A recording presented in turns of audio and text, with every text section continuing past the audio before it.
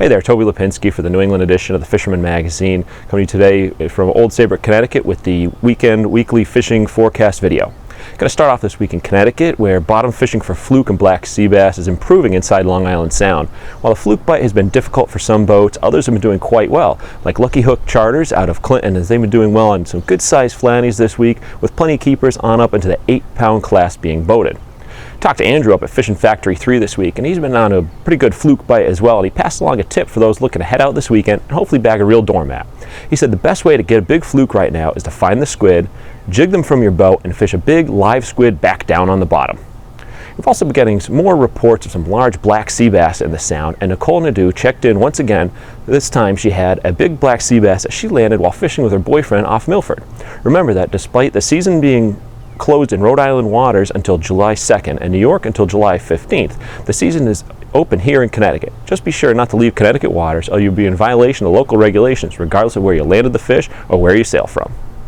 Down in Rhode Island, speaking of black sea bass, my buddy Mike checked in as he was targeting fluke this week with his boatmate for the day. Denny Kripo boated a nice black sea bass. He had to toss the big knucklehead back, the sea bass, not Denny, but it's only a short time before the season opens up on July 2nd in Rhode Island. Fluke fishing remains quite good in Rhode Island, both off of Block Island as well as off of South County beaches. The Francis fleet had absolutely massive doormat come up over the rails last week off the South County beaches. The 32-inch, 13.8 slab was landed by an angler who wished to remain anonymous, and it was landed on a small whole squid behind a mylar green bait rig. The photo provided of the fish shows one of the mates from the day holding the huge fluke.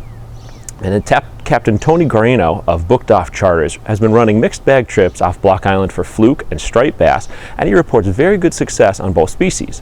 Fluke have been running up to about 6 pounds on the high end with lots of big scup and some throwback black sea bass in the mix. While the big bass haven't quite yet filtered into the waters off Block Island, he's still been able to get his clients out of some fish into the mid 20-pound class with regularity. I also got word of a push of dogfish out there last week, but I've not heard if they stuck around into this week.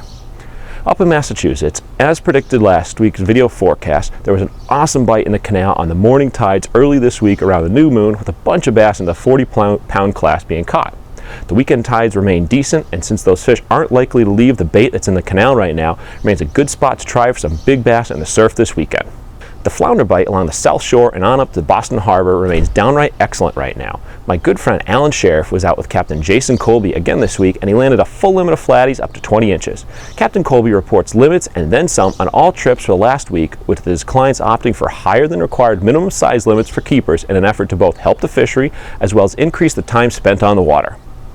Lastly, angler Steve Martin checked in this week with an impressive 47-inch, 48-pound striped bass that he landed in Boston Harbor near Logan Airport while trolling a live mackerel. This bodes well for the 17th annual Boston Harbor Striper Shootout, which is set to take place this weekend, and sign-ups for the tournament can still be made through stripershootout.com. So there you have it. I'm Toby Lapinski for the New England edition of the Fisherman magazine, wishing you tight lines on the water. To receive the latest fishing reports, subscribe to the Fisherman's YouTube page. Click subscribe, then click the settings button and check Send Me Updates. You'll now receive notifications of the latest Fisherman YouTube videos and reports. If you're already a subscriber, make sure you've checked Send Me Updates in the settings so you receive the latest notifications.